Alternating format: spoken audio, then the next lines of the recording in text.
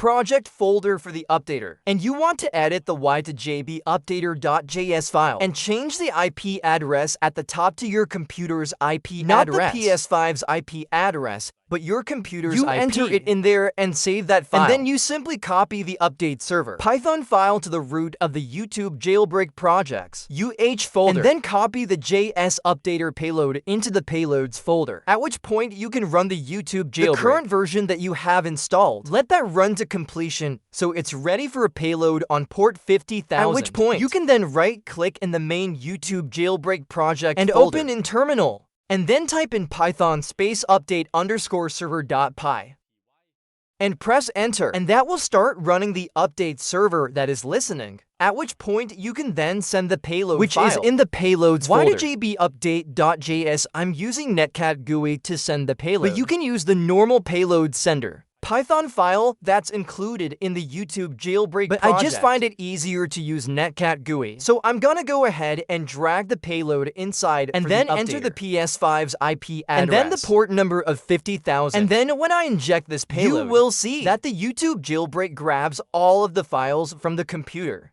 updating to all of the latest files. And then we can see back on the PS5 it says it has completed and successfully updated the YouTube jailbreak with the latest version, so uploads from the source files that are on your computer to the internal storage, so when you relaunch the YouTube jailbreak, it will then run the updated version as you can see here.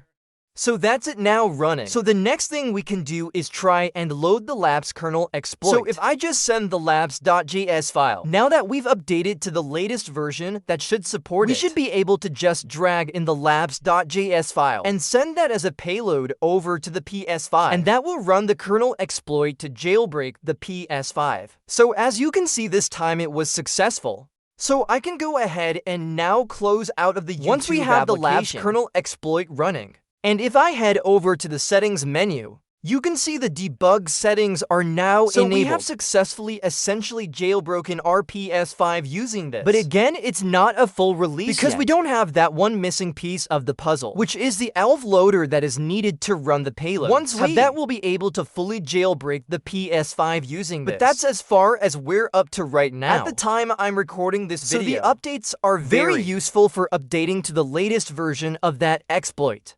Next up, we have the Netflix and Hack project, which now has an official release for the PS5 here. As you can see, we now have a release here, and it's from Earth Onion, Cow-AR or Cole-AR and UFM for 2.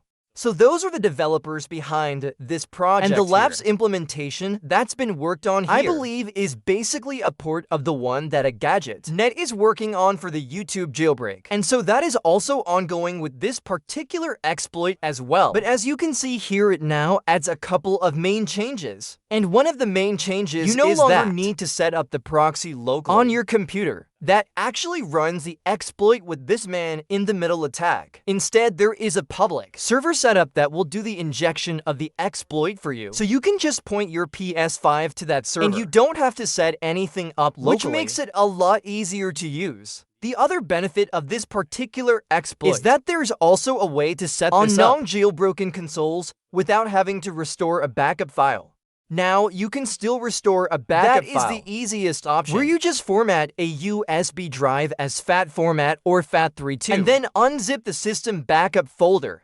This zip file here into the root of that USB drive, and then you can plug that into your PS5 and use the backup and restore option to restore that backup file onto the PS5, and that will get the correct version of Netflix so installed. It's ready to load the jailbreak. However, restoring a backup file, of course, does also reset your console, and you lose your current stuff that's on your console, like installed applications and save files and settings. So to avoid that, another option that has been devised here is that you can actually use an M.2 drive to get the correct version of Netflix installed without having to restore a backup file. Now, it's also not the most convenient thing to do but what you can do is that if you have an NVMe drive on your PS5, or one that you can use in your PS5 temporarily, then all you need to do is connect that NVMe drive up to your computer, either by using an NVMe to USB enclosure to get the drive just connect it directly to an NVMe port in your motherboard on your PC. Then you can download one of these Netflix zip files. There's a 256 one for 256GB SSDs and one for 2TB SSDs. But if you have an NVMe drive that corresponds to these sizes, then you can download the zip file for your NVMe drive and then simply extract the image file to your computer. Then you download the copy software,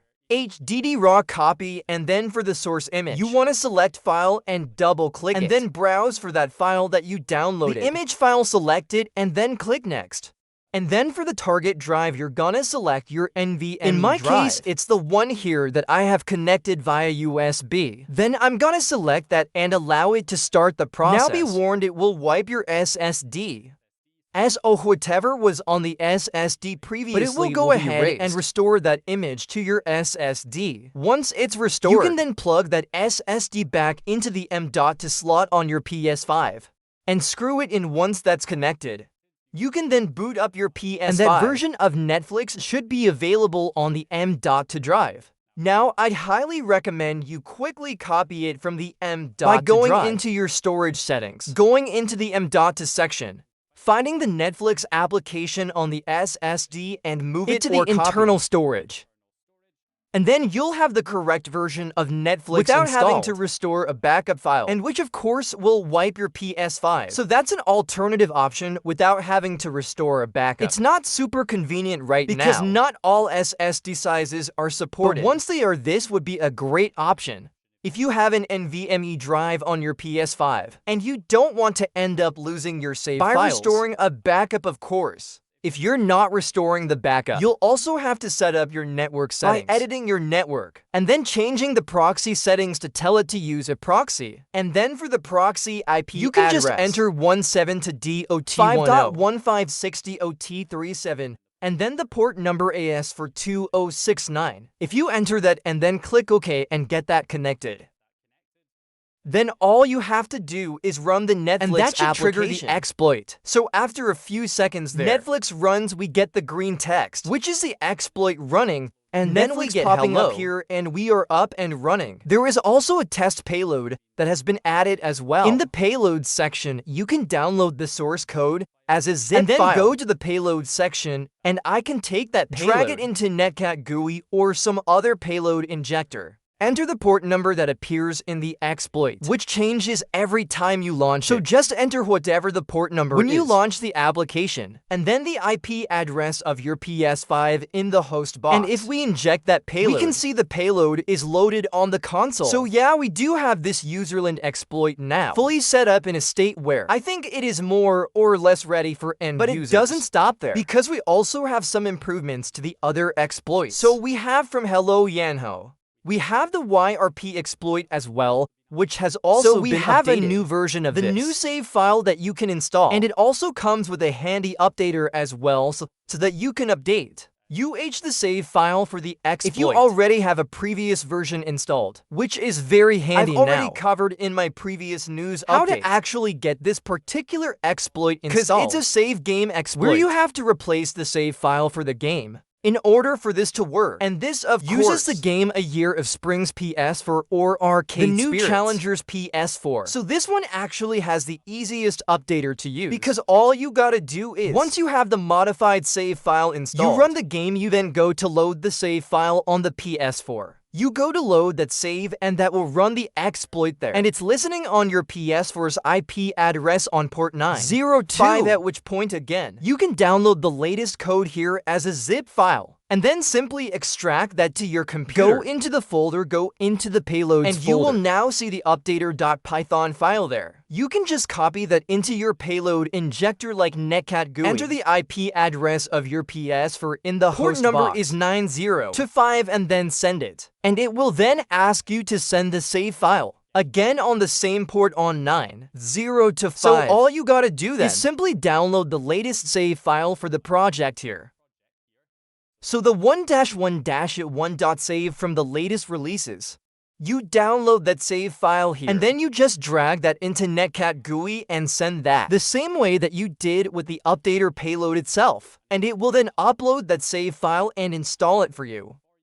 And that's you now updated to the latest version. So you then just press X on the controller, which will crash the game. But that is intentional. And then once the game fully crashes and closes, you can then reopen it again and load the save file. And it will then load the updated version that was updated using this new update. And that's how you get the exploit updated without having to go through the annoying process of, having to decrypt the save file and swapping it out manually on your computer, and then reloading it again with the Apollo save tool or with a Discord save bot. This makes it much more convenient for updating to the latest version of the exploit. So that's available there, and there is also, as you notice, a lapse payload as well that you can send, but it is not fully working at the moment. But you can see the progress because here. All three of these userland exploits are now at the stage of trying to implement the kernel exploit in order to use these as an entry point to jailbreak PS4 and PS5. So things are improving at a rapid pace here. So anyway, that's gonna do it for this one. Just a quick update on the general improvements that are being made to the exploit here. The YouTube jailbreak is getting very close, but it's still not quite there yet until we have the ELF loader. But that could happen at any moment. So as soon as that's available, we're pretty much off to the races for jailbreaking the PS5. If you have a digital edition or a console without a functioning disk drive, you'll be able to jailbreak it real soon. Once we're able to load payloads. That is the final step, and then on top of that, we have all of these other userland exploits that are now trying to implement the kernel exploit. And they also have updaters to allow you to easily update the exploit to the latest version, so